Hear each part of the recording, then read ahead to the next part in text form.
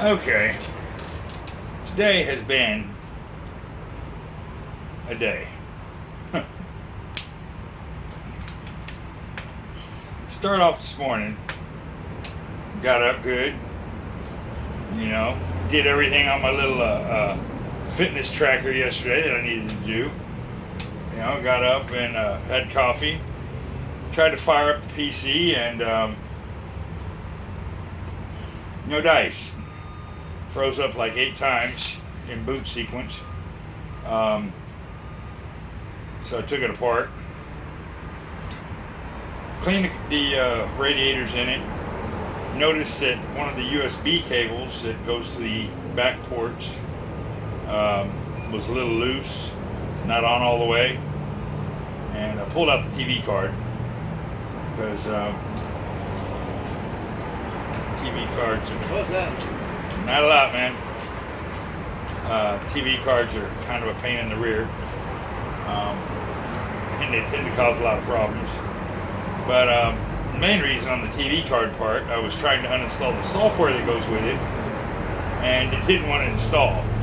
So I said, the hell with it, we'll just pull the card, and I'm going to go ahead and scrub the old system and put a new system on, which I'm waiting on that to occur right now. But we'll show you the PC, and we'll show you the inside, and we'll let y'all see what I've been doing today.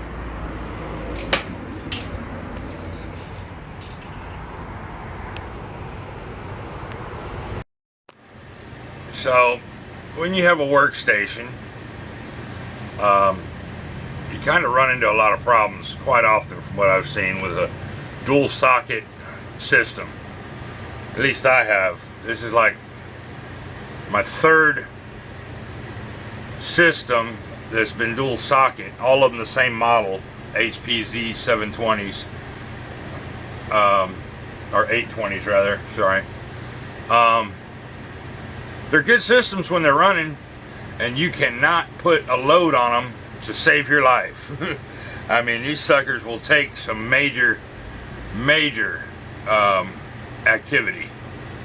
However, all the systems I've bought have been used, and I guess a lot of these workstations, they really do get used quite heavily in when they're new and when they're leased out. So I mean, buying a used system is a great idea, saves you some money. However, you run into problems down the road. Seems like every one that I've bought, there's been some kind of problem about a year into having it. But I don't know, we're running memory diagnostic to see if there's a problem with the memory, but it starts freezing up on boot, or I'll get to the Windows login screen and I'll enter my little Windows key or whatever, and boom, it'll lock up. Or I'll be having a web browser open and moving my cursor and click something, and then my mouse freezes up, and the whole system got to reboot it. So I got 64 gig of RAM in this, ECC RAM. I'm running a memory test to see if maybe it's a problem in the memory. I'll be doing some other diagnostics on it. But man, I really can't afford to drop money on another system. I've been relocated a couple months back. That drained my savings quite a bit. Don't have any work right now. New area, trying to get situated still. Stressful, man. Really stressful. Okay, we're going to try it again with take 2 and see what happens here, because take 1 didn't go so well. So anyways, here's a little proof that there was an actual Windows 10 issue, that I wasn't just going crazy and so forth and so on. Windows 10 update disaster. Microsoft confirms app crashes and blue screen of death. Those of you that remember Windows XP should remember the blue screen of death. So another day, another Windows 10 update that's causing problems. Well, technically it's 2 updates this time, and Microsoft has confirmed it, that they're causing the issues for users. And as the specific updates are, here's the numbers. It's a KB4598299 and KB4598301. So with users reporting that both are causing blue screen of death as well as various app crashes. Okay, so let's go over here to MicroLimp's site. It says Windows 10 version 20H2 and Windows Server version 20H2. Find information on known issues and the status of the rollout for Windows 10 version blah blah blah blah blah blah blah blah blah. Anyways, current status as of October blah blah blah. Let's go down here. Resolved issues. I will put the link to both of these articles in the description of this video if you need to do some research on your own. There's a list of the resolved issues. It names the issues here and also gives you the date that they were resolved, supposedly, whatever. So I don't know, but any of y'all that care. So with that, so that I know I was not crazy, let's go ahead and jump back into the rest of the video and show y'all this monstrosity of a workstation that I deal with. This right here is HP 820.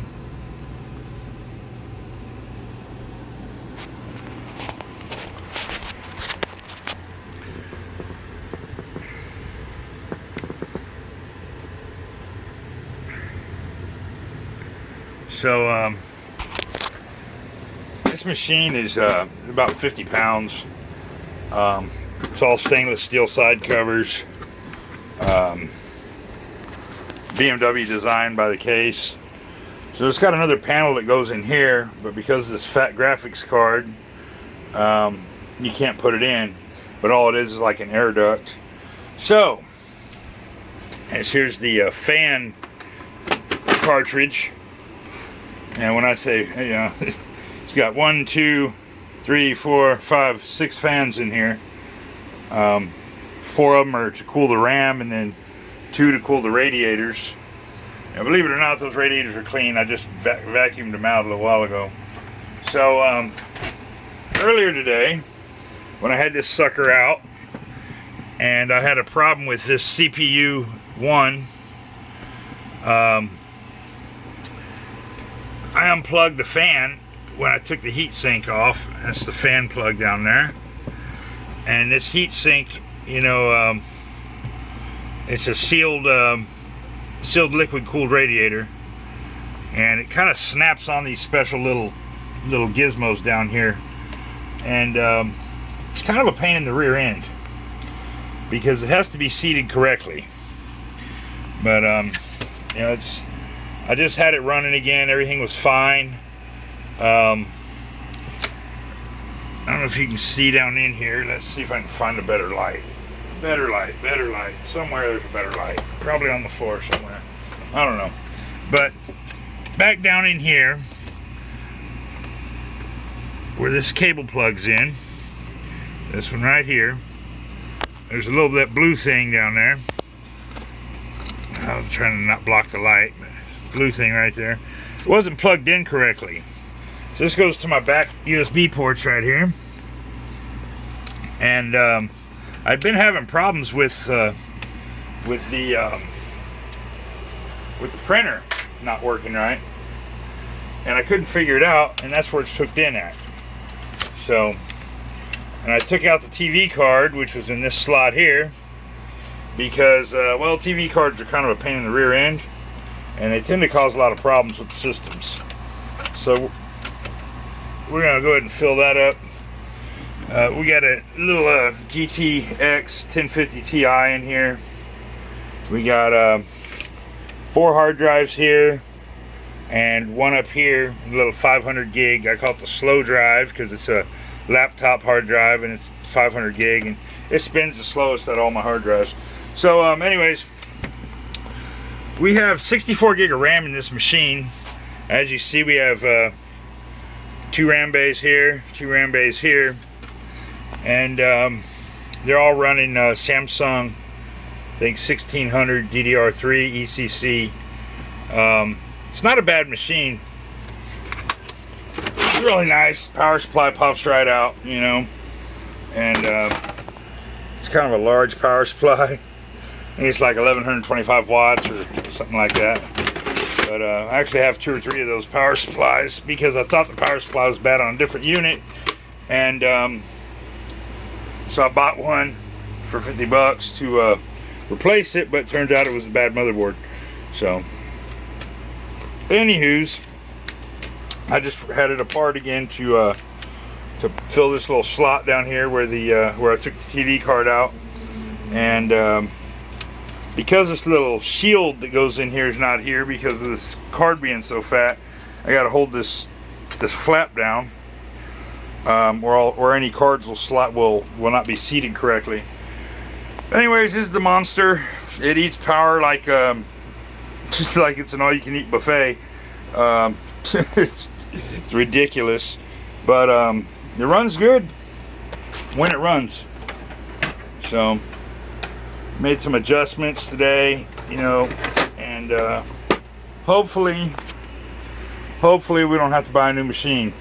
Hopefully pulling the TV card out and fixing the USB problem is going to be all we need. That's what we're hoping for, right? So at that, you know, we're going to put her back together, and I'm going to go ahead and do a fresh install of the OS. I thought I was doing that earlier. I had Windows going, trying to do create a media tool to do a fresh install, and it decided just to reinstall the regular OS that's in it, and which didn't allow me to pull out the software that I didn't want in there. So anywho's, with that, man, we're gonna go ahead and plug her back in and delete everything on C drive and redo it. So we'll holler at y'all later.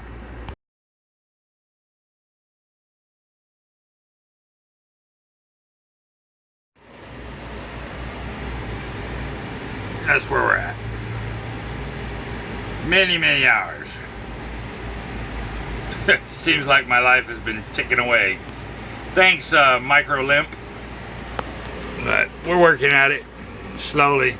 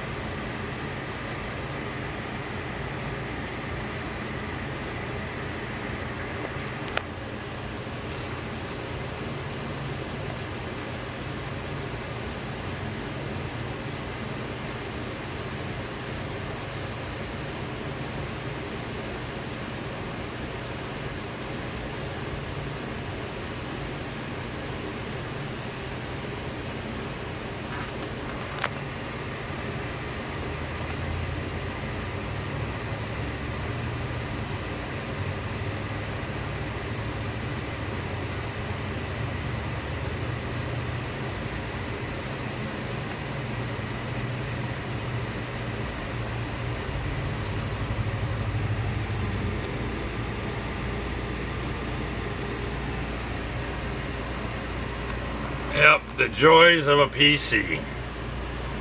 Oh boy.